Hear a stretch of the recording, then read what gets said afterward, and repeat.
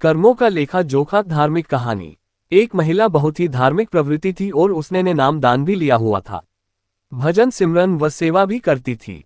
किसी को कभी गलत नहीं बोला, सबसे प्रेम से मिलकर रहना उसकी आदत बन गई थी।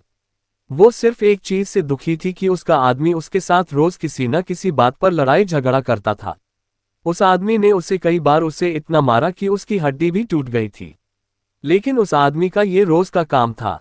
उस महिला ने अपने गुरु महाराज जी से विनती की, हे गुरुदेव, मेरे से कौन भूल हुए है।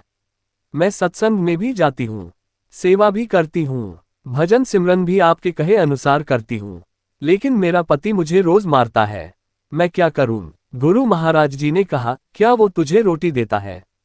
महिला ने कहा, हाँ जी, रोटी तो देता है। गुरु महाराज जी ने कहा, फिर ठीक है, कोई बात नहीं। उस महिला ने सोचा कि अब शायद गुरु जी की कोई दया हो जाए और वो उसको मारना पीटना छोड़ दे। परंतु ऐसा कुछ नहीं हुआ। उसकी तो आदत ही बन गई थी रोज अपनी पत्नी की पिटाई करना। समय के साथ कुछ साल और निकल गए। उसने फिर से महाराज जी से कहा कि मेरा पति मुझे रोज मारता पीटता है, मेरा कसूर क्या है। गुरु महाराज ने फिर कहा, क्या वह तुम्हें रोटी देता है। उस महिला ने कहा, हाँ जी देता है। महाराज जी ने कहा, फिर ठीक है, तुम अपने घर जाओ। महिला बहुत निराश हुई कि महाराज जी ने कहा ठीक है। वो घर आ गई, लेकिन उसके आदमी का स्वभाव वैसे का वैसा रहा। रोज उसने लड़ाई झगड़ा करना। अब वो महिला बहुत तंग आ गई थी। कुछ एक साल गुजरे, फिर गुरु महाराज जी के पास गई और बोली, वो मुझे अभी भी मारता है, मेरी हाथ की हड्डी भी टूट गई है, मेरा कसूर क्या है। मैं सेवा भी करती हूँ, सिमरन भी करती हूँ, फिर भी मुझे जिंदगी में सुख शांति क्यों नहीं मिल रही। गुरु महाराज जी ने फिर कहा, वो तुझे रोटी देता है। उसने कहा, हाँ जी देता है। महाराज जी ने कहा, फिर ठीक है।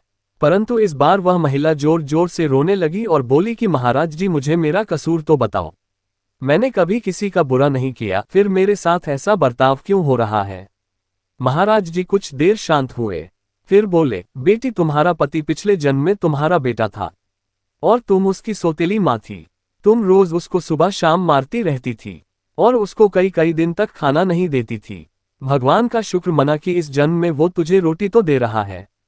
ये बात सुनकर महिला एकदम चुप हो गई। गुरु महाराज जी ने कहा, बेटा, जो कर्म तुमने किए हैं उसका फल तो तुम्हें अवश्य भुगतना पड़ेगा। फिर उस महिला ने कभी महाराज जी से शिकायत नहीं की, क्योंकि वो अब सच को जान गई थी। इसलिए हमें भी कभी किसी का बुरा नहीं करना चाहिए। सबसे प्रेम, प्यार और शालीनता के साथ रहना चाहिए।